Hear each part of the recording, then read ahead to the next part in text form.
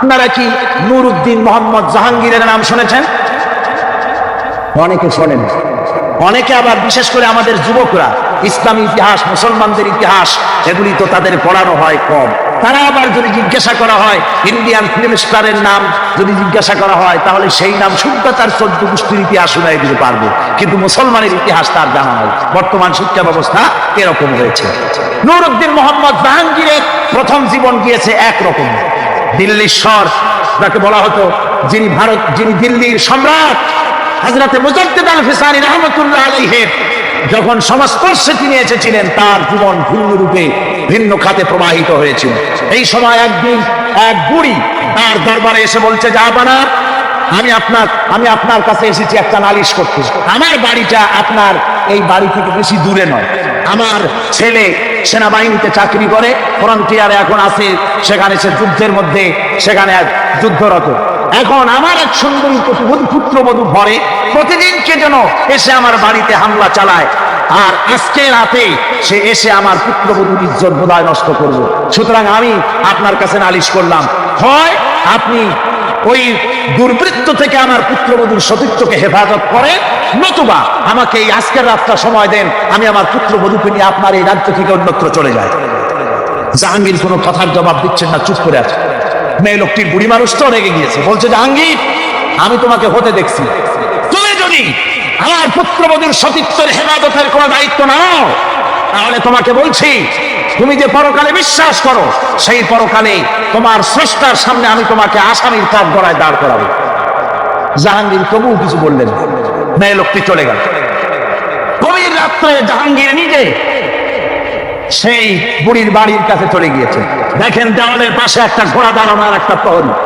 প্রহরীকে তরবারি আঘাত দিয়ে শেষ করে ঘোড়ার পিঠের উপরে দাঁড়ায় দেওয়াল টপকায় ভিতরে চলে গেল। যে শুনতেছেন ঘরের ভিতর থেকে যুবতী কণ্ঠের আওয়াজ, বাঁচাও বাঁচাও, চিৎকার হচ্ছে। বাইরে বুড়ি বান্দা একটা আলো টিম টিম করে জ্বলছে। জাহাঙ্গীর গিয়ে বলছে, বুড়ি আলো নিভাও তাড়াতাড়ি। বুড়ি আলো নিভিয়ে দিল। জাহাঙ্গীর ভিতরে ঢুকে ওই দুর্বৃত্তের চুল বাম হাতে ধরে ডান হাত দিয়ে তরবারির আঘাত দিয়ে তার শিরচ্ছেদ করে দিলেন। বললেন, বুড়ি আলো জ্বালাও। বুড়ি আলো জ্বালালেন। এবার জাহাঙ্গীর আলোর সামনে মস্তকটা ধরে আলহামদুলিল্লাহ পড়ে হাত থেকে মাথাটা ছেড়ে দিলেন। বললেন, বুড়ি এক গ্লাস পানি নাও। পানি আনা হলো, ঢক ঢক করে পানি খেলেন। বললেন, কালকে তুমি আমার দরবারে যাবে, সেখানে তোমার সঙ্গে আমার কথা হবে, তোমার পুত্রবধূকেও নিয়ে যাবে। পরের দিন জমজমাট রাজ দরবার, বুড়ি তার পুত্রবধূকে নিয়ে হাজির। জাহাঙ্গীর বলছেন, বুড়ি, তোমার বাড়ি গিয়ে আলো নিভাতে বলছিলাম, কেন জানো? হয় না, জানি না। জাহাঙ্গীর বললেন, তুমি যখন আমার কাছে নালিশ করেছো, আমি মনে মনে ভেবেছি আমার বাড়ির এত কাছে আমার যুবক ছেলে ছাড়া আর কারো সাহস হবে বলে আমার মন বলে নাই। সেজন্য মনে করেছিলাম আলোর সামনে যদি ছেলেকে দেখি আমার মনে দুর্বলতা আসতে পারে, বিচার নাহক হয়ে যেতে পারে, হক বিচার নাও করতে পারি, সেই জন্য আলো নিভিয়ে দিতে বললাম। এরপরে তার শিরচ্ছেদ করে আলোর সামনে ধরে দেখলাম না, সে আমার ছেলে নয়, সে আরেকজন। এই জন্য আমি আলহামদুলিল্লাহ পড়লাম, তার পানি পান করলাম। এই জন্য তুমি যখন নালিশ করেছো আমার কাছে আর বলেছো কিয়ামতে আমাকে আসামি বানাবে, সেইখান থেকেই হক বিচার করতে পারি কিনা এই চিন্তা এ পর্যন্ত কিচ্ছু খাই নাই, শুধু বাড়ি খেয়েছি তোমার বাড়ি দিয়ে। জাহাঙ্গীর তার মাথা থেকে মুকুট খুললেন। মুকুটটা খুলে বুড়ের পায়ের কাছে রেখে দিয়ে বলেন, বুড়ি, তুমি জেনে রাখো, দিল্লির সম্রাটের এই মুকুটের চাইতে তোমার পুত্রবধূর সতীত্বের মূল্য মুসলমানের কাছে 1000 গুণ বেশি। মুসলমানেরা পরধর্মের এই সম্মান ইসলাম দিয়েছে, মুসলমানেরা দিয়েছে। আর পরধর্মের উপরে অত্যাচার যদি হয়েছে ধর্মীয় নিরপেক্ষতাবাদীদেরকে দিয়ে হয়েছে। বলেন ঠিক কিনা? বড় পীর হযরত আব্দুল কাদের জিলানী রাহমাতুল্লাহ আলাইহি, যিনি ইসলামের বাণী প্রচারের জন্য নিজেকে সবসময় ব্যাপৃত রেখেছিলেন। দুঃখজনক হলেও সত্য, সমাজে তার সম্পর্কে এমন কিছু অসত্য কাহিনী প্রচলিত আছে যা আমাদের ঈমানকে ক্ষতি করছে। এই সম্পর্কে এখন মুহতারাম মাওলানা আলোচনা। আমাদের দেশে মানুষেরা শিরকের মধ্যে বেশি মুবতালা হয়, বেদাতের ভিতরে বেশি পরিমাণ মুবতালা হয়। আর এক শ্রেণীর তথাকথিত আলেম এই শিরক এবং বেদাতের ব্যাপারে ওয়াজ করে জনগণকে উদ্বুদ্ধ করে তা করার জন্য। আমাদের দেশে বহুত মাজার আছে, যে মাজারগুলিকে গোসল করানো হয়, মাজার গোসল করানো হয়। আমি কি কোনো বানাইয়া কথা বলি না, এর বাস্তবতা আছে।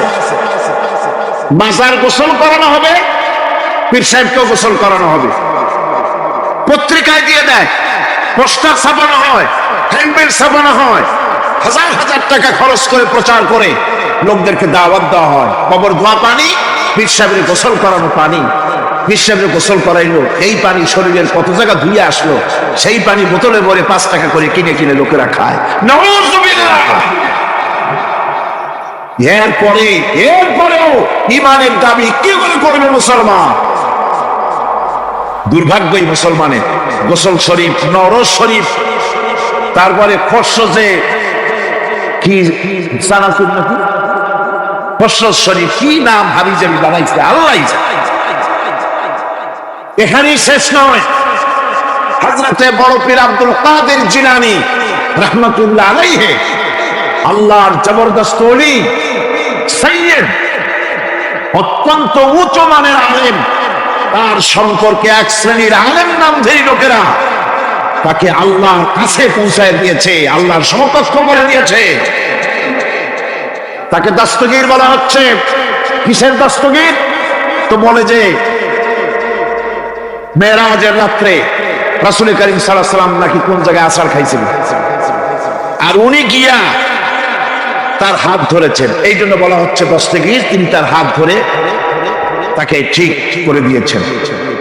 আবার আরশে তিনি উঠতে পারছিলেন না, সেই জন্য পীর সাহেবের কাঁধের উপরে পা রেখে হুজুর সাল্লাল্লাহু আলাইহি ওয়াসাল্লাম আরশে উঠছে। আল্লাহর সিঁড়ির এত অভাব হয়েছে, এই দুনিয়া থেকে নিতে পারলেন, মহাশূন্য পাড়ি দিয়ে, মহা গ্রাভিটেশন পাড়ি দিয়ে আরশে আজিম পর্যন্ত, সিদরাতুল মুনতাহা পর্যন্ত নিলেন, আর ওইখানে বড় পীর সাহেবকে লাগলো তার কাঁধের উপরে পা দিয়ে তিনি উঠবেন। এর চাইতে বিদআত, এর চাইতে বাজে কথা মুসলমানদের জন্য আর কি হতে পারে?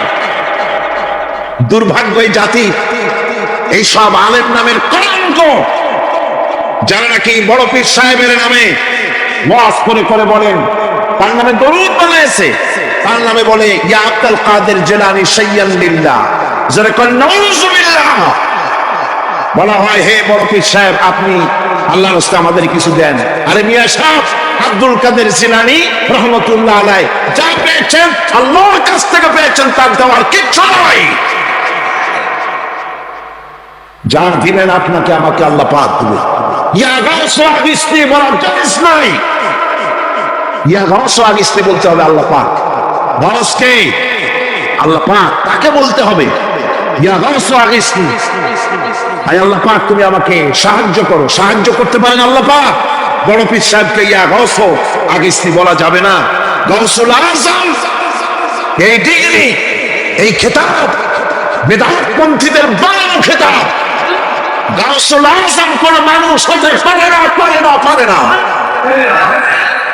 গাউসে আযম, গাউসে আযম শুধুমাত্র আল্লাহ রাব্বুল আলামিন। গাউসে আযম কে? আল্লাহ রাব্বুল আলামিন, যিনি মানুষের ফরিয়াদ শোনেন, যিনি মানুষের ফরিয়াদ শোনেন, তিনি হচ্ছেন আল্লাহ পাক। বড় পীর সাহেবকে আমরা শ্রদ্ধা করি, কিন্তু সেই শ্রদ্ধার অর্থ এই নয় যে নবীদের চাইতে তিনি বড়, তিনি রাসূলের চাইতে বড়, তার নামে দরুদ শরীফ বানাইতে হবে। জায়েজ নাই। আশা করি এসব কথা আপনাদের মনে থাকবে। কি সব কথা তার জীবনী বানাইছে, তার মধ্যে লিখেছেন বড় পীর সাহেবের মা যখন, বড় পীর সাহেব মায়ের পেটে ছিলেন, তখন এক ফকির তার বাড়িতে আসছে। ফকিরকে তিনি ভিক্ষা দিতে বেরিয়েছেন মা, ওই সময় ভিক্ষুক বড় পীর সাহেবের মায়ের উপরে হাত দিতে গিয়েছিল। তখন পীর সাহেব মায়ের পেটের থেকে বাঘের মতো বেরিয়ে সেই ফকিরকে ঘাড় মটকায় দিল। বাজে কথা। কোন ফকির বড় পীর সাহেবের মায়ের গায়ে হাত দেয় নাই, বাজে কথা।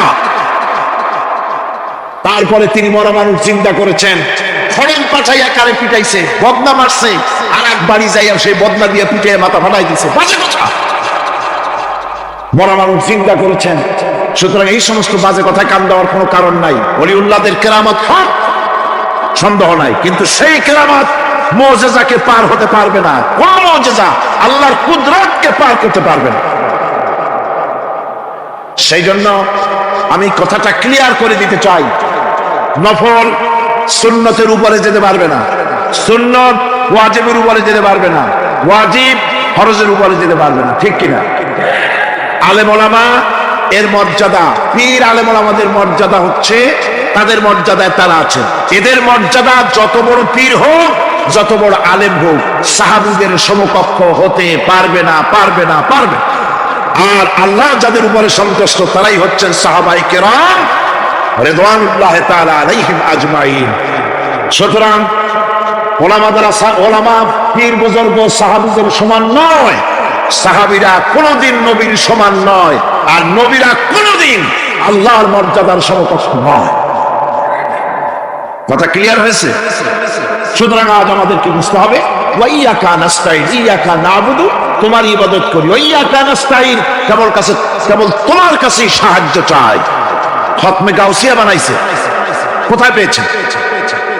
আমরা ওই ধরনের বুজুর্গদের কথা মানি না, যা কোরআনে নাই, যা হাদিসে নাই, নতুন করে যা তৈরি হয়েছে মানি না, মানি না। আমাকে দেখতে হবে কোরআনে আল্লাহ পাক কি বলেছেন, হাদিস কি বলেছে। এটার নাম ঈমান, এটার নাম কি? কোরআন হাদিস পড়ে যে ঈমান আর আকীদা রক্তের মধ্যে, কলিজার মধ্যে ঢুকেছে, আমাকে যদি হত্যা করা হয়, আমাকে যদি জানানো হয়, পুরানো হয়, এই আকীদা থেকে এক চুল সরে যাব না। ইমাম আবু হানিফার মাসলাক অনুযায়ী চলি, আমরা মনে করি বেশ তেমনি যাবো, কিন্তু আমাদের ইমাম সাহেব কি করছেন ওই ইতিহাস আমাদের জানেন। খাজা বাবার মহব্বত অস্থির, রজব মাস আসলে পরে বড় বড় ট্যাক্সি চড়ায়, সেই ট্যাক্সির উপরে লাল শালু বিছায়, তারপরে টাকা পয়সা রোজগার বহুত করে। আসলে তো খাজা না, আসলে হচ্ছে ইয়া খাজা কুস্তু আজা, পেট তো ভরে যা। পেট ভরার জন্য পয়সা করে ইনকাম করা। হাজার লা ইলাহা ইল্লাল্লাহ এই চিশতিয়া তরিকার থেকে গ্রহণ করা হয়েছে, কিন্তু চিশতিয়া তরিকা যা একটা আছে, কারাগার পর্বতে পৃথিবীর সঙ্গে লড়াই করা, সেইটার কাছে নেই। সেটা ইমাম আবু হানিফা শুধু মস্তাই বলেন নাই, দিন প্রতিষ্ঠার জন্য রক্ত দিয়েছে, ঠিক কিনা? 8 বছর পর্যন্ত কারারুদ্ধ ছিলেন। তাকে জিজ্ঞেস করা হয়েছে, ইমাম সাহেব জেলের মধ্যে তো আছেন, কষ্ট হয়? ইমাম সাহেব বলেছেন না, কষ্ট হয়, তবে মাঝে মাঝে একটু কষ্ট হয় মনে। 2-4 মাস পর পর আমার বুড়ি মাকে এনে হাজির করা হয় জেলখানার মধ্যে, আর আমার মায়ের সামনে আমাকে পেটানো হয়, যেন মা আমাকে বলে দেদের সাথে একমত হয়ে যা, সেই জন্য পেটানো হয়। তা আমার মা আমার মায়ের দেখে, আর মায়ের চোখ থেকে পানি পড়তে থাকে, তখন আমার মনে বড় কষ্ট লাগে। তবে আলহামদুলিল্লাহ মা আমার এমন, আমার মা দেখেন আর হজম করেন, আর আমাকে বলেন খাবার দাও, একটা সিদ্ধান্ত থেকে নাও না।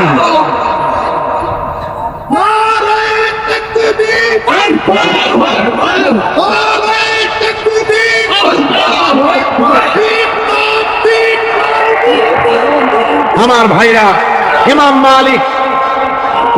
মালিক 28 দিন পর্যন্ত তাকে বাতিলটা বেঁধে দিয়ে গেছে, হাত পিঠ মোড়া দিয়ে 28 দিন বাঁধা।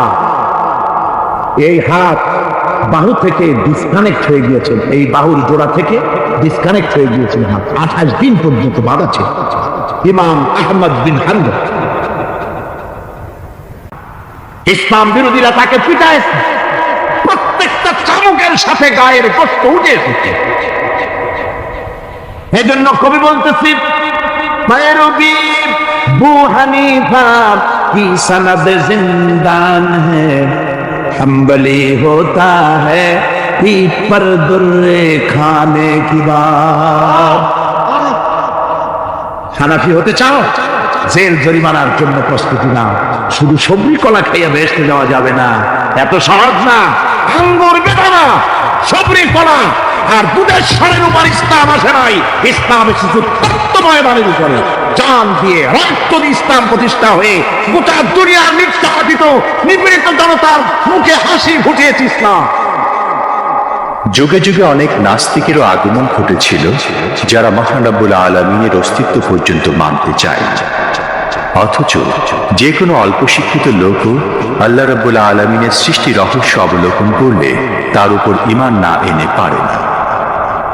ইমাম জাফর সাদেকের সাথে এইরূপ এক নাস্তিকের কথোপকথন এখন আপনাদের সামনে তুলে ধরা হচ্ছে। আমার দেশে কলেজ ইউনিভার্সিটিতে পড়ুয়া বহুত ছেলে পেলে আছে, পড়াশোনা করে, মাস্টার ডিগ্রি করে এসেছে, এসে বলে কদ্দুরার পড়ছে, বড় জোর 2 খান বিজ্ঞানের বই, 2.5 খান গুগলের বই, 3.5 খান ইংরেজি বই পড়ে টড়ে এসে বলে ভাই সব বুঝে ফেলেছি। বলে বাবা কি বুঝেছো? দেয়ার ইজ নো গড, স্রষ্টা বলতে কেউ নাই। নাউজুবিল্লাহ। বন্ধুগণ, কিসমত যদি ভালো হয়, সামান্য জিনিসের ভিতরে আল্লাহর নিদর্শন খুঁজে পায়। ইমাম জাফর সাদেক, তার কাছে এক নাস্তিক এসেছে। নাস্তিক বলছে, তার সঙ্গে ঝগড়া হচ্ছে। সে বলছে আল্লাহ আছে, আমি তো মানি না, আল্লাহ বলতে কেউ নাই। সৃষ্টিকর্তা চিন্তা করে একটা আল্লাহরে বানাইছে, আসলে আল্লাহ বলতে কেউ নাই। ইমাম জাফর সাদেক তাকে বললেন, আচ্ছা নাস্তিক, তোমার জীবনে কি এমন কোন ঘটনা কখনো ঘটেছে যে তুমি সমুদ্রে চলে যাচ্ছিলে, সমুদ্র পথে চলেছো, আর সমুদ্রে তোমার জাহাজডুবি ঘটেছিল, বিশাল ঢেউয়ের মধ্যে পড়েছিলে, এমন কি কোনো ঘটনা জীবনে ঘটেছে? নাস্তিক কিছুক্ষণ চোখ বুজে থেকে বলল, হ্যাঁ, এত সুন্দর কথা আপনি বলেছেন। আমার জীবনে আমি একবার সদাগরি জাহাজে সমুদ্র অভিযান করেছিলাম। মাঝ পথে প্রচন্ড ঢেউ সৃষ্টি হলো, ঢেউয়ের মুখে জাহাজটা ডুবে গেল। তারপর নাবিক সাথী সঙ্গী নিয়ে মনে করেছিলাম যে বেঁচে থাকবো। শেষ পর্যন্ত নাবিক হারিয়ে গেল, সাথী সঙ্গী হারিয়ে গেল। একটা তক্তা কোন রকম করে বুকের সাথে জড়িয়ে সাঁতরাতে লাগলাম। প্রচন্ড এক ঢেউ এসে আমার শেষ অবলম্বন এ তক্তাটাও আমার কাছ থেকে ছিনিয়ে নিয়ে গেল। এরপরে কোন ক্রমে বেঁচে গেলাম। ইমাম জাফর সাদেক তখন তাকে জিজ্ঞেস করেন, আচ্ছা সত্যি করে বলো, বুকে হাত দিয়া, যখন তোমার জাহাজটা ডুবে গেল সমুদ্রের ভেতরে, নাবিক হারিয়ে গেল, সাথী সঙ্গী হারিয়ে গেল, শেষ অবলম্বন তক্তাটা যখন হারিয়ে গেল, তখন তোমার মন কার কাছে সাহায্য চেয়েছিল বলো তো? নাস্তিক এবার কিছুক্ষণ নীরব হয়ে গেল। নাস্তিক এবার বলছি, সত্য করে বলতেছি, যখন আমার কাছে আর কিছুই অবলম্বন ছিল না, বাঁচার কোনো পথ ছিল না, জীবনের মধ্যে একটা বার সেই মুহূর্তে আমার মুখ থেকে নিজের অজান্তে বেরিয়ে গেল, আল্লাহ আমারে বাঁচাও।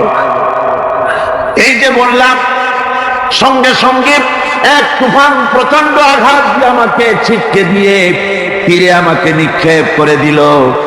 ইমাম জাফর বললেন, নাস্তিক রে, জাহাজ ডুবে গেল, নাবিক হারায় গেল, তক্তা হারায় গেল, যাকে জীবনে একবার ডাক দেওয়ার পর কত বড় বিপদ থেকে বাঁচায় দিল তোমার এই অদৃশ্য থেকে সাহায্য করে, সেই আল্লাহরে কেমনে ভুলে গেলে, কিভাবে তাকে তুমি অস্বীকার করলে? নাস্তিকের চোখ থেকে পানি বেরিয়ে গেল। নাস্তিক বলল, ইমাম আমি ভুল করেছি, আমি আমার জীবনের সাথে প্রতারণা করেছি, আমি হাত বাড়ায় দিলাম, আমার ইমানের কলেমা পড়াইয়া দেন। নাস্তিক পড়ে নিল, লা ইলাহা ইল্লাল্লাহু মুহাম্মাদুর রাসূলুল্লাহ। বিশ্ব চরাচরের চারিদিকে অসংখ্য নিদর্শন আছে, যা চিন্তা করলে পরে আল্লাহ পাকের অস্তিত্বকে উপলব্ধি করা যায়। কিন্তু যারা পাগল, অর্থাৎ যাদের চিন্তা শক্তি কম, এত কিছু দেখার পরেও তাদের ইমানে, তাদের মাথার ভিতরে আল্লাহর অস্তিত্ব ঢোকে না। একজন বেদুইনকে জিজ্ঞাসা করা হলো, বেদুইন, বদুই, গ্রাম্য লোক, কলেজে পড়ে নাই, ইউনিভার্সিটিতে পড়ে নাই, সায়েন্স ল্যাবরেটরিতে রিসার্চ করে নাই, এমন একজন গ্রাম্য বদুইকে জিজ্ঞাসা করা হয়েছিল, আল্লাহর অস্তিত্বের প্রমাণ স্বরূপ তুমি কিছু বলতে পারো কিনা, আল্লাহ আছে নাকি? ওই গ্রাম্য লোক বললেন, ছাগলের ছোট ছোট পায়খানার বড়িগুলি, কি বলেন, ছাগলের পায়খানা ট্যাবলেটের মতো না, ক্যাপসুলের মতো, কোন জায়গায় ছোট্ট ছোট্ট ছাগলের বিষ্ঠাগুলি দেখলে পরে যে দেখে সে বুঝতে পারে এখানে ছাগলেরা থাকে। গাধার পায়খানার স্তূপ দেখলে পরে মানুষ বুঝতে পারে এখানে গাধারা বাস করে। পায়ের চিহ্ন দেখলে মনে করা যায় এখানে কোনো মানুষ হেঁটে গিয়েছিল। এই ছোট ছোট জিনিস দেখলে পরে যদি ছাগল গাধার মানুষের অস্তিত্ব বোঝা যায়, তাহলে ওই বিরাট আকাশ, এই বিশাল জমিন, গাছপালা, তরুণতা দেখে কেন বোঝা যাবে না যে স্রষ্টা একজন আছেন? একটা বই আছে না, একটা ছবি, নাম ঠিক আরবিতে আরবি সাল, যে মেসেজ বইটা আমি সর্বপ্রথম আমার বন্ধু মৌলানা সৈয়দ কামাল উদ্দিন জাফরি এবং আমরা দুজনে গুলশানের এক বাড়িতে, আমাদের এক ভক্ত বললো যে একটা ছবি আপনাদের দেখাবো। আমরা বললাম যে আমরা তো এই সমস্ত ছবি টবি দেখেছি না, এটা ভিন্ন চরিত্রের, দেখেন আগে। তারপরে চিন্তা করলাম কি এই লোকটা এইভাবে দাওয়াত দিতেছে, সেও নামাজি মুসলমান, কি ছবি দেখি। তারপরে দেখা শুরু করলাম হযরত বেলালকে, বেলালের ভূমিকায় যে অভিনয় করেছে তাকে যখন মার শুরু হলো, আমার কাছে মনে হলো আমরা দুইজন যেন 1400 বছর আগের বেলালের কাছে দাঁড়ায় আছি। এমন কান্দলাম এই ছবিটা দেখে, কিভাবে মুসলমানদেরকে মারা হয়েছে, এত ছবিটা দেখার মতো। আমি বলেছি এই ছবি যদি বাংলাদেশের সিনেমাগুলিতে দেখানো হতো, তাহলে আমার দেশের যুবক ছেলেরা বুঝতো ইসলাম এত সহজে আসে নাই। অনেক রক্তের সাগর পাড়ি দিয়ে ইসলাম এসেছে দুনিয়ায় শান্তি প্রতিষ্ঠার জন্য। বাধা তো চিরকাল ছিল, আজও আছে, কিয়ামত পর্যন্ত থাকবে। তবে এই বাধা কোনো হিসাবে গোনার জিনিস নয়। আল্লাহ পাক বলেছেন, ইন্না কায়দাশ শায়তানে কানা যায়ীফা, শয়তানের চক্রান্ত যতই বড় মনে হোক আসলে কিছুই না, একদম দুর্বল। কারণ মুসলমানদের সাথে কে আছে? জোরে বলেন, আছে মুসলমানদের সাথে। সুবহানাল্লাহ। সুতরাং এদের এই সমস্ত কারবার দিয়ে কিছুই হবে না। আমার বন্ধুগণ, আল্লাহর নবী মুহাম্মদ রাসূলুল্লাহ সাল্লাল্লাহু আলাইহি ওয়াসাল্লাম দ্বীন প্রতিষ্ঠা করেছিলেন কেন? মানুষের স্বভাব চরিত্রকে ভালো করার জন্য। আমরা ওয়াজ নসিহত করি কেন? মানুষের স্বভাব চরিত্র ভালো বানাবার জন্য।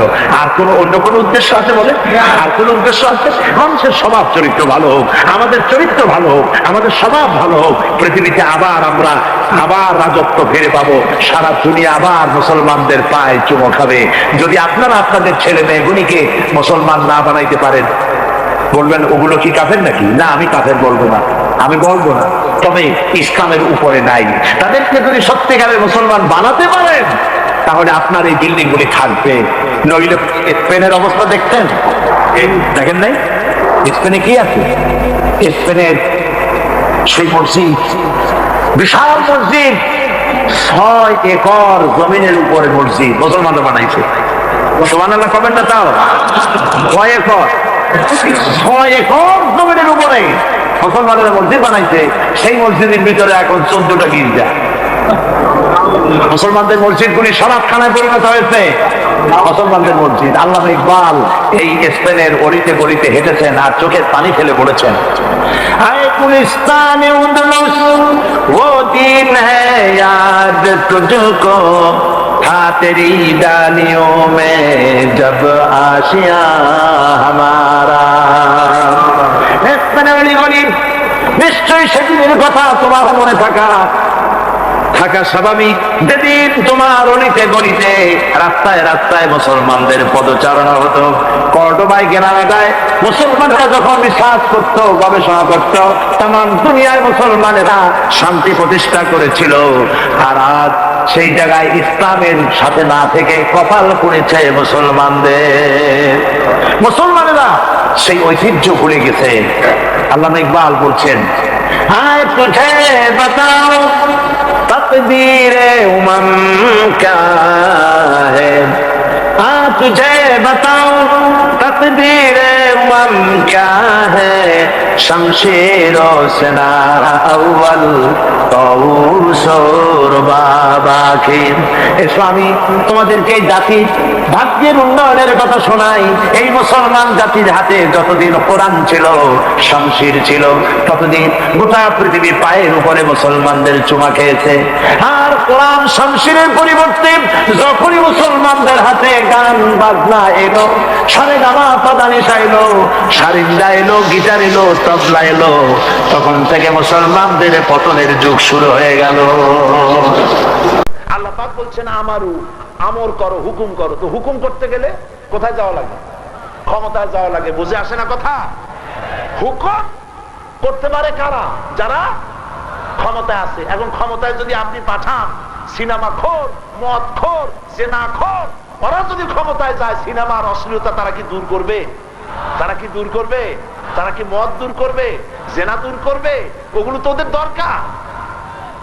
সেই জন্যে যেমন গাছ লাগাবেন তেমন ফল পাবেন। লাগাইছেন তেঁতুল গাছ, মোনাজাত করতেছেন আল্লাহর কাছে, আয় আল্লাহ তাআলা, গরিব মানুষ আমি, ফজলি আম কিনা খাইতে পারি না, কিন্তু আমার বাড়িতে একটা তেঁতুল গাছ আছে, আর তোমার না খালেক মালেক সব তুমি পারো, তুমি দয়া করে আজকে এই বছরের জন্য আমার ছেলে পেলের জন্য মাত্র 10 কেজি ফজলি আম দাও। দোয়া মঞ্জুর হবে? হবে না। এরপরে যদি আপনি 10-15 জন পীর সাহেবের পানি পড়া নিয়া অন্তত 100 গ্যালন পানি পড়িয়ায় না তেঁতুল গাছের গোড়া যদি দেন, ফজলি আমের নিয়ত করে, ফজলি আম হবে নাকি? ফজলি আম হবে না, তেঁতুল হবে আরো বেশি। কারণ পানি ছিল না, শুকনা ছিল, আপনি পানি দিচ্ছেন। আপনি গাছ যেমন লাগাবেন ফল তেমন পাবেন। ভোট দিয়া যে রকমের লোক পার্লামেন্টে পাঠাইছে ওই রকমের ফল আপনি পাবেন। এই জন্য দিনদার ইমানদার আলেম তাদেরকে পার্লামেন্টে পাঠান, যাতে কোরআনের রাস কায়েম হয়ে যায়। তাহলে 1 নম্বরের কাজ হলো নামাজ প্রতিষ্ঠা করা, 2 নম্বরের কাজ হলো যাকাত আদায় করা, 3 নম্বরের কাজ হলো ভালো কাজের আদেশ করা। আর অন্যায় কাজ 2 হাতে বন্ধ করে দাও, 2 হাতে বন্ধ করে দাও। রমজান মুবারক আসতেছে, অন্যায় প্রতিরোধ মুখর হয়ে উঠুন, অন্যায় হতে দিবেন না। সিনেমার গান বাজনা রাস্তায় বাজতে পারবে না, পারবেন না আপনারা? এগুলি করতে হবে, অন্যায় বন্ধ করতে হবে। মহিলাদেরকে পর্দায় থাকতে হবেই। তার অর্থ এই নয় যে মহিলারা কলেজে, ইউনিভার্সিটিতে, ডাক্তারখানায় কোনো জায়গায় যাইতে পারবে না, তা মেয়ে লোকেরা রাস্তায় বেরোবে পর্দা সহকারে। ইসলাম তাদেরকে অধিকার সব থেকে বেশি দিয়েছে। এই ভালো কাজের আদেশ আর অন্যায় কাজের নিষেধ করেছিলেন মুহাম্মদুর রাসূলুল্লাহ সাল্লাল্লাহু আলাইহি ওয়াসাল্লাম। কয় বছর শাসন করলেন মদিনায় বলেন? আর এরা বলে কি ইসলাম আর রাজনীতি আলাদা। ইসলামের রাজনীতি যদি আলাদা হয় তাহলে রাসূলুল্লাহ রাজনীতি করলেন কেমনে? তিনি প্রেসিডেন্ট ছিলেন না? ছিলেন না প্রেসিডেন্ট? তিনি প্রেসিডেন্ট ছিলেন, রাষ্ট্র চালাইছেন। আমারু বিল মারুফ ওয়া নাহয়ু আনিল মুনকারের দায়িত্ব হুজুর পালন করেন নাই? সর্বপ্রথম আল্লাহ নবীর এই দায়িত্ব পালন করেছেন। আমার বন্ধুগণ, এই দায়িত্ব পালন করার পর আল্লাহ নবী ইন্তেকাল করলেন।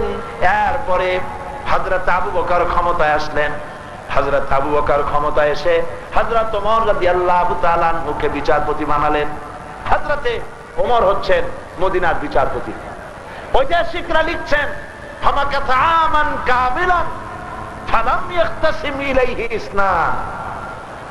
পূর্ণ 1 বছর পার হয়ে গেল, হযরত ওমরের আদালতে কোন একজন মামলা নিয়ে একজনের বিরুদ্ধে আর একজন আসলো না। সুবহানাল্লাহি ওয়া বিহামদিহি। হযরত ওমর হযরত আবু বকরের কাছে গিয়ে বললেন, মা হাজাতা বিইনদা কওমিন মুমিনিনা ইয়া খলিফাত রাসূলিল্লাহ সাল্লাল্লাহু আলাইহি ওয়াসাল্লাম। হে আল্লাহর রাসূলের খলিফা, বিচারকের এখানে দরকারটা কি? কি জন্য আমার একটা বিচারক বানায় রাখছেন? তিনি জিজ্ঞেস করলেন, লিমাযা, তুমি কেন এই কথা বলছো? তিনি বলছেন যে 1 বছর বসে থাকলাম, একজন বাদী বিবাদী আমার সামনে আসলো না একজনের বিরুদ্ধে আর একজন মামলা দায়ের করতে। এখানে আমার দরকারটা কি? কোন পৃথিবীর ইতিহাসের কোন নজির আছে 1 বছরে মামলা হয় না? নজির আছে? হযরত আবু বকর জিজ্ঞেস করছেন, ওমর এর কারণ কি বলে তুমি মনে করো? তিনি বলেন, আমি মনে করি দীনুহুমুন নাসিহা, এই জাতির দিন হচ্ছে কল্যাণ কামনা করা। প্রত্যেকে প্রত্যেকের কল্যাণ কামনা করে, সেই জন্য মামলা হয় না। ওয়া মানহাজুহুমুল কোরআন, আর এদের মানহাজ, টার্গেট, এই সংবিধান হচ্ছে আল্লাহর কোরআন। ওয়া আমালুহুম আলাল আমরু বিল মারুফ ওয়া নাহয়ু আনিল মুনকার, আর তাদের আমল হচ্ছে ভালো কাজের আদেশ করা, অন্যায় কাজ থেকে মানুষকে ফিরানো, এটাই হলো তাদের দায়িত্ব। এই কারণেই মামলা মোকদ্দমা হয় না। ফাফিমাহুম ইয়াখতাসিমুনা ইলাইয়া ইয়া খলিফাতা রাসূলিল্লাহ সাল্লাল্লাহু আলাইহি ওয়াসাল্লাম, এই যখন জাতির অবস্থা, তো কি কারণে আমার কাছে লোকেরা আসবে মামলা দায়ের করতে? তাহলে বোঝা গেল আমারু বিল মারুফ নাহয়ু আনিল মুনকারের দায়িত্ব পালন করলে দেশ শান্তি হয়। কোন আলহামদুলিল্লাহ। এবার শুনুন রাসূলুল্লাহ কি বলছেন। আল্লাহ নবী বলছেন, ফাওয়াল্লাযী নাফসি বিয়াদিহি, ওই আল্লাহর কসম করি যার দস্তে কুদরতে, যার হাতের মুঠায় মুহাম্মদ সাল্লাল্লাহু আলাইহি ওয়াসাল্লামের জীবন, লা তা'মুরুন্না বিল মারুফ ওয়া লা তানহাউন্না আনিল মুনকার, তোমাদেরকে অবশ্যই ভালো কাজের আদেশ করিতেই হইবে, তোমাদেরকে অবশ্যই অন্যায় কাজ থেকে মানুষদেরকে ফিরাতেই হইবে। আও লা ইসাল্লিতান্নাল্লাহু আলাইকুম সুলতানান জালিমান, যদি তোমরা এই কাজটা না করো তাহলে তোমাদের উপরে জালেম শাসক আল্লাহ চড়াই দিবে, তোমাদের উপরে তোমার দেশের সবচাইতে দুশ্চরিত্র লোকগুলি তোমাদের শাসক হয়ে বসবে। সুম্মা ইয়াদউহু খিয়ারাকুম, এরপরে তোমার দেশের ভালো মানুষেরা আল্লাহর কাছে যত দোয়া করুক, ফালা ইউস্তাজাবা লাকুম, আল্লাহর কাছে দোয়া মঞ্জুর হবে না। কাজী আজ যদি আমাদের বাঁচতে হয়, আমারু বিল মারুফ ওয়া নাহয়ু আনিল মুনকারের দায়িত্ব পালন করতে হবে। আর এই দায়িত্ব পালন করতে গেলে কি আসবে? কোন কি আসবে? বিপদ। কি আসবে? হযরত লোকমান বলেন, ইয়া বুনাইয়া আকিমিস সালাতা ওয়া আমুর বিল মারুফ ওয়া নাহি আনিল মুনকার ওয়াসবির আলা মা আসাবাক ইন্না যালিকা মিন আজমিল উমুর, ভালো কাজের আদেশ দাও, অন্যায় কাজ থেকে মানুষকে ফিরাও। আর এই কাজ করতে গেলে ওয়াসবির আলা মা আসাবাক, এই কাজ করতে গেলে বিপদ আসবে, সহজে কেউ ছাড়বে না। সিনেমাওয়ালারা ছাড়বে তোমারে? তুমি এই দেশকে শাহজালালের দেশ বানাইতে চাও, গৌর গোবিন্দের পোলা বানেরা তোমারে ছাড়বে? ছাড়বে? ছাড়বে না। ওয়াসবির আলা মা আসাবাক, বিপদ যখন আসবে ধৈর্য ধারণ করবা। কি ধারণ করবে বলেন? ধৈর্যের অর্থ কি? কেউ একটা থাপ্পড় দিল আর আপনি বলবেন, ভাই ব্যথা পাইছেন নাকি, আর এক খান মারিয়া 32 খান ফালায় দেন, এর নাম ধৈর্য না, সাবর। এর অর্থ হচ্ছে পরিস্থিতির মোকাবেলা করা বুদ্ধিমত্তার সাথে, ধৈর্যের সাথে। ধৈর্যের সাথে পরিস্থিতির মোকাবেলা করা, সঠিক সিদ্ধান্ত গ্রহণ করা, মাথা গরম করে কিছু না করা, এটাই হলো ধৈর্য। ধৈর্যের অর্থ এটা নয় যে আপনারে মারবে, আপনি খালি মার খাইতেই থাকবেন। ওই যে এক পীর সাহেবের কাছে এক সাপ এসে মুরিদ হয়েছিল, তারপরে পীর সাহেব বললেন, আমি তো সাপ মুরিদ বানাই না। কয় না হুজুর, আমারে বানানি লাগবে। আচ্ছা বানাইলাম, তুমি কিন্তু দংশন করতে পারবে না। ঠিক আছে, দংশন করবো। এখন ওই সাপ বিলের মধ্যে পড়ে আছে ধানের খেতে, রাখাল ধান কাটছে কিন্তু দড়ি নাই, সন্ধ্যাবেলায় ধানগুলো বাঁধতে নেবে কি দিয়া, দেখে যে ওই মুরিদ সাপ শুয়ে আছে। ও তো মনে করে বুঝে নাই সাপ, সে মনে করছে দড়ি। এই অন্ধকারের ভিতরে সাপ দিয়া ধান বাঁধছে, বানিয়ে বাড়ি নিয়ে সাপের ঘাট তো গেছে বেঁকিয়া, বাড়ি নিয়ে ভালাই দিছে, সাপের ঘাট গেছে মস্কিয়া। ওই অবস্থায় পীর সাহেবের বাড়ি বহু কষ্ট করে গেছে, যায় বলে যে হুজুর কি জিগের আজগার শিখাইলেন, আমার তো ঘাড় মস্কে গেছে। একটা কথা হইল, জিগের আজগার করলে তো ঘাড় মস্কাবে কেন? সাপে পুরা ঘটনা শোনাইলো, এই হলো ঘটনা। পীর সাহেব বলছেন, বেটা সাপ, আমি তো বলছিলাম দংশন করবি না, কিন্তু ফোঁস করতে তো নিষেধ করছিলাম না। তোরে যখন দড়ি মনে করে হাত দিল, তুই খালি ফস করে উঠতি, ওই রাখালের গোষ্ঠী সুত্তা লাভ দিয়া দিল্লি বলায় যাইতো, তুই ফোঁস করলি না কেন? কাজী সাথী ভয় পাবেন না। আপনারা কি ভয় পাইছেন? আপনারা কি কারণ নাই? আল্লাহ আমাদের সাথে আছেন। কে আমাদের সাথে আছেন? বাংলাদেশ ইসলামের জন্য চিল্লায় বলেন, বাংলা কিসের জন্য? আরো জোরে বলেন, কিসের জন্য? যদি প্রয়োজন হয় সেই ইসলামের জন্য রক্ত দেবা, সিলেটের লোকেরা রক্ত দিবে। যদি প্রয়োজন হয় জেলে যাওয়ার জেলে যাবে, যদি প্রয়োজন হয় শহীদ হওয়ার শহীদ হবে। আল্লাহ রাব্বুল আলামিন তৌফিক দান করুন আল্লাহর দ্বীনকে জমিনে প্রতিষ্ঠা করার জন্য সর্বক্ষেত্রে আল্লাহ যেন সেই তৌফিক আমাদের দান করেন, বলেন আমিন। শাহাদাতের মর্যাদা যেন আল্লাহ পাক আমাদের দান করেন। হয় গাজী না হয় শহীদ, দুটোর একটার জীবন আমাদেরকে গ্রহণ করতে হবে। কাফেরের গোলামির চাইতে মৃত্যুবরণ করা, শাহাদাতের মউত গ্রহণ করা হাজার গুণে শ্রেয়।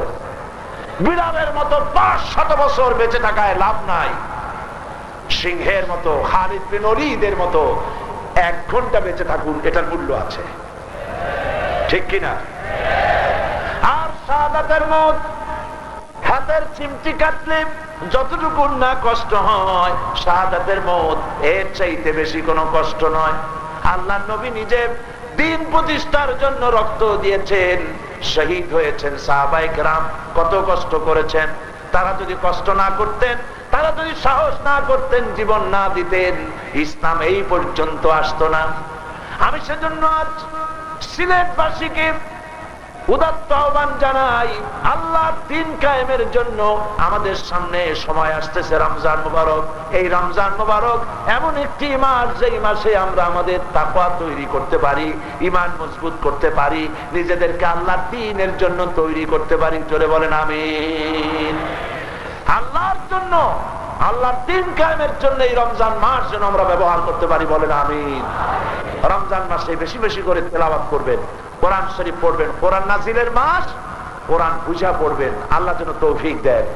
হাদিস শরীফ বুঝে পড়বেন, ইসলামের সাহিত্য বুঝে পড়বেন, ছেলে মেয়েগুলিকে দ্বীনের রাস্তায় পরিচালনা করবেন। আল্লাহ পাক যেন সকলকে দান করেন, বলি আমিন। সমস্ত মানুষেরা, যত মানুষ দাঁড়ানো আছেন, দাঁড়ানো সব মানুষেরা বসে পড়ুন। রাস্তায়, পথে, ঘাটে, গাছে, ছাদে, যিনি যেখানে আছেন সেখানে বসে পড়ুন।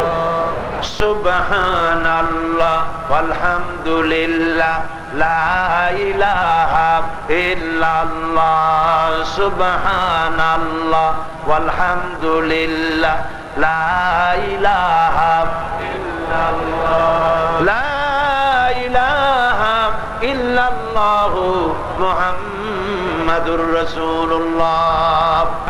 আসুন আমরা সবাই মুনাজাতের আগে তওবা পড়ে নিই। সবাই পড়েন আউযু বিল্লাহি মিনাশ শাইতানির রাজীম, বিসমিল্লাহির রহমানির রহিম, আস্তাগফিরুল্লাহ আস্তাগফিরুল্লাহ রাব্বি মিন কুল্লি যামবিন ওয়া আতুবু ইলাইহি লা হাওলা ওয়ালা কুওয়াতা ইল্লা বিল্লাহিল আলিয়্যিল আযীম। আয় আল্লাহ তাআলা, আমি ওয়াদা করছি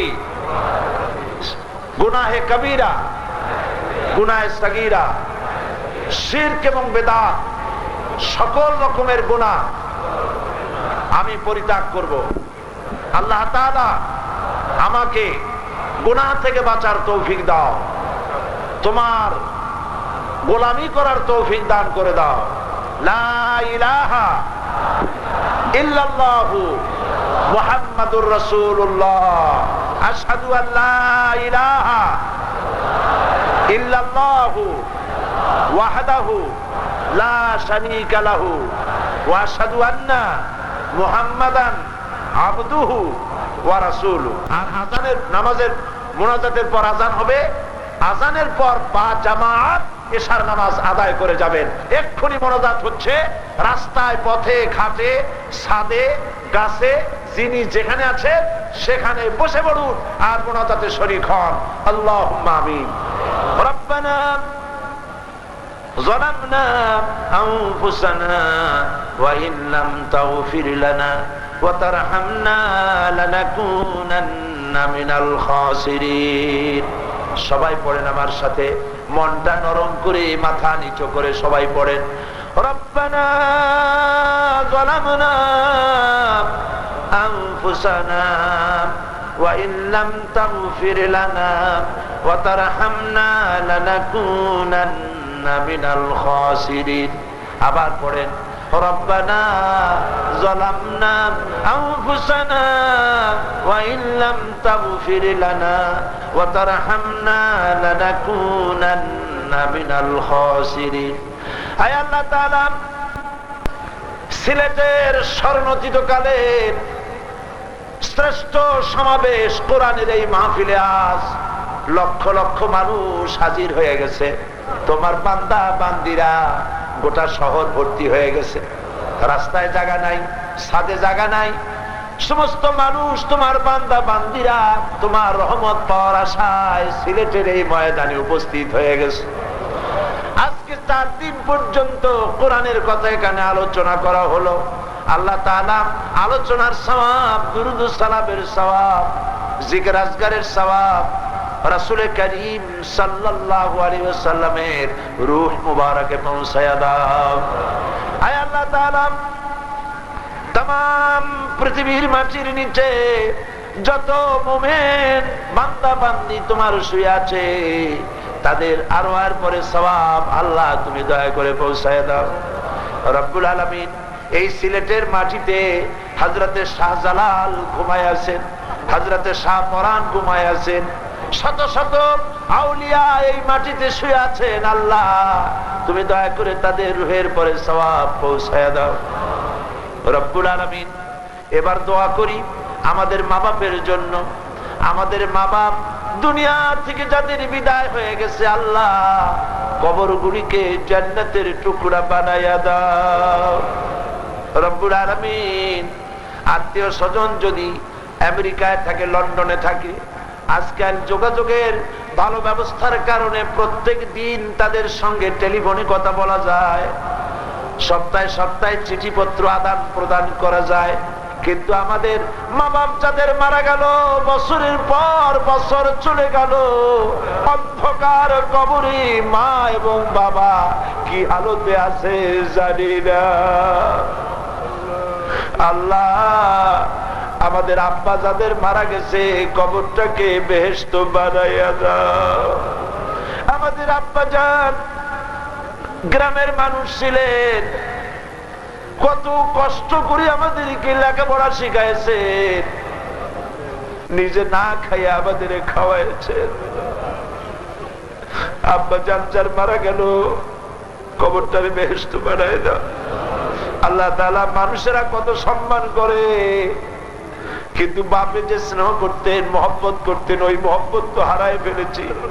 এখন আর বাড়ি গেলে কেউ তো নাম ধরে ডাক দেয় না। আল্লাহ, আমাদের আব্বা যাদের মারা গেছে কবরটারে বেহেশত বানাইয়া দাও।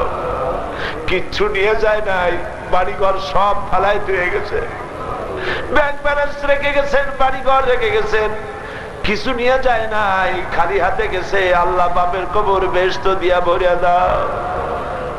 রব্বুল আলামিন, আমাদের জনম দুঃখিনী মা, মা যে হারাইছে সেই বোঝে কি রত্ন চলে গেছে।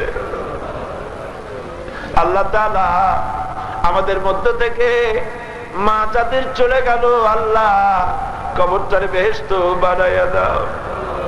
10টা মাস মায়ের পেটের ভিতরে থেকে হাঁটু দিয়া মাথা দিয়া গুতা দিয়া মায়ের ঘুমের ক্ষতি করেছি। মা ডেলিভারিতে কষ্ট করেছেন, 2.5 বছর দুধ খাইয়া কষ্ট দিয়েছি, পেশাব পায়খানা করে কাপড় চোপড় নষ্ট করে দিয়েছি। বাবা মায়ে, মা বিরক্ত হয়ে একটা থাপ্পড়ও লাগায় নাই। আল্লাহ ওই মায়ের কবরটাকে বেশ রব্বির হামহুমা কামা রব্বায়ানি সগীরা। সবাই পড়েন রব্বির হামহুমা কামা রব্বায়ানি সগীরা। আবার পড়েন রব্বির হামহুমা কামা রব্বায়ানি সগীরা। আয় আল্লাহ তাআলা, আমাদের মা বাপ যাদের বেঁচে আছে তাদের খেদমত করার তৌফিক আমাদের দাও। মা বাপের সাথে বেয়াদবি করা থেকে আল্লাহ আমাদের বাঁচাও। আল্লাহ, বুকের চামড়া দিয়া যদি মায়ের পায়ের জুতা বানাইয়া দেওয়া হয়, এক ফোঁটা দুধের হক আদায় হবে না। আল্লাহ তুমি দয়া করে মা বাপ যাদের বেঁচে আছে আমাদের খেদমত করার তৌফিক দাও। আল্লাহ মা বাপ যাদের বেঁচে আছে খাতেমা বিল খায়ের নসিব করে দাও। আমাদের দাদা দাদি নানা নানি আত্মীয় স্বজন পাড়া প্রতিবেশী যারা মারা গেছে তাদের কবরগুলিকে জান্নাতের টুকরা বানায় দাও রব্বুল আলামিন। সারা পৃথিবীতে আজ মুসলমানেরা বিপদে আছে। মুসলমানরা মার খাইতে খাইতে শেষ হয়ে গেল। Bosnia, Chechnya, Dagestan, Somalia, Burma, Palestine, আল্লাহ প্যালেস্টাইনের মুসলমানগুলিকে ইহুদিরা বন্দুক দিয়া, কামান দিয়া, হেলিকপ্টার, গানশিপ দিয়া, কামানের গোলা দিয়া তাদেরকে প্রত্যেকদিন পাখির মতো শিকার করতেছে। আল্লাহ ওদের হাতে কিছু নাই, ছোট ছোট বাচ্চারা বেঁচে থাকার স্বার্থে পাথর দিয়া ইহুদিদের সাথে মোকাবেলা করতেছে। আল্লাহ তুমি আমাদের প্যালেস্টাইনি ভাইদেরকে স্বাধীন জমিন দিয়ে দাও। আল্লাহ ভারতের কাফের সরকার তার কাফের সৈন্য দিয়া কাশ্মীরকে জ্বালায় পোড়ায় শেষ করে দিল মাবুদ। আল্লাহ তুমি কাশ্মীরকে ভারতের হাত থেকে রক্ষা করো। আল্লাহ কাশ্মীরকে কিয়ামত পর্যন্ত স্বাধীন বানায়া দাও। কাশ্মীর দ্বিতীয় বৃহত্তম মুসলিম দেশে বাস করি, কিন্তু আমরাও এখন বিপদে পড়ে গেছি বাবু। বাবু আমরা বিপদে পড়ে গেছি। আজ ইসলামের কথা বলা যায় না, মাদ্রাসা বন্ধ করে দেওয়া হতেছে। আল্লাহ আল্লাহ তুমি এই জুলুম থেকে দেশটারে বাঁচাও। এই দেশে কোরআনের শাসন আল্লাহ তুমি চালু করে দাও রব্বুল আলামিন। যারা জুলুম করতেছে জাতির উপরে আল্লাহ তাদের জুলুম থেকে এই দেশকে তুমি হেফাজত করো। আল্লাহ তুমি আমাদের উপরে রাগ করছো আমরা বুঝতে পারছি। আল্লাহ আল্লাহ বলেন আল্লাহ আল্লাহ আমাদের মাফ করে দাও। আল্লাহ আমাদের ক্ষমা করে দাও রব্বুল আলামিন। সারা জীবন এমন কোন গুনাহ নাই যা কম বেশি আমরা করি নাই। আমরা আমাদের জীবনের পিছনের দিকে যদি তাকাই গুনাহ ছাড়া কিছুই দেখতে পাই না। আয় আল্লাহ তোমার রহমতের নজর দিয়া আরশের থেকে সিলেটের মাঠের দিকে তাকাও। আল্লাহ একটু তাকায় দেখো, সিলেটের মাঠের দিকে তাকাও। মাঠ বড় মানুষ, রাস্তা বড় মানুষ, কোন খাজা বাবার কাছে হাত উঁচা করে নাই, কোন মন্ত্রীর কাছে হাত উঁচা করে নাই। রাজাদিরাজ সম্রাটের সম্রাট বিশাল আকাশের মালিকের কাছে হাত তুলেছি। মাবুদ মাবুদ তুমি কি সত্যি আমাদের উপরে রাগ করছো? তুমি রাগ করলে আমরা যাবো কই? আল্লাহর বান্দারা কাঁদো। আল্লাহ তুমি রাগ করলে আমরা যাবো কই? আমাদের মাফ করে দাও বাবু, আমাদেরকে ক্ষমা করে দাও আল্লাহ। আয় আল্লাহ তাআলা ছেলে যদি অন্যায় করে পিতা মারধর করে বাড়ি থেকে বার করে দেয়, ছেলে সারাদিন বাইরে বাইরে ঘুরে শেষ রাত্রে সন্ধ্যার পরে রাতের বেলা ঘরের কাছে এসে দরজার কাছে এসে ডাক দেয়, মা দরজা খুলে দে। মা অপেক্ষায় থাকে ছেলের ডাক শোনার। দরজা খুলে ছেলেকে কাছে নিয়ে বলে, বাবা দুপুর বেলায় কোথায় ছিলি? তুই খাও নাই বলে আমিও খাই নাই। আল্লাহ তাআলা মায়ের চাইতে লক্ষ কোটি গুণে মায়া তোমার বেশি।